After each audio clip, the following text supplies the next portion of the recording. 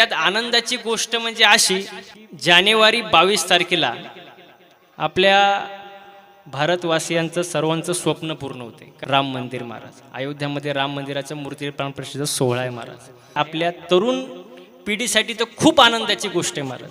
एक तर खूप वर्षापासून आपण या गोष्टीच्या आतुरतेने वाट पाहत होतो आणि आता काही दिवसांवरती तो सोहळा आलेला आहे. आपण त्याचे साक्षीदार होणार आहोत. ही सर्वात महत्वाची गोष्ट आहे महाराज. त्या आनंदाचा सर्वांनी लाभ घ्या महाराज. हर घर में अब एक ही नारा गूंजेगा,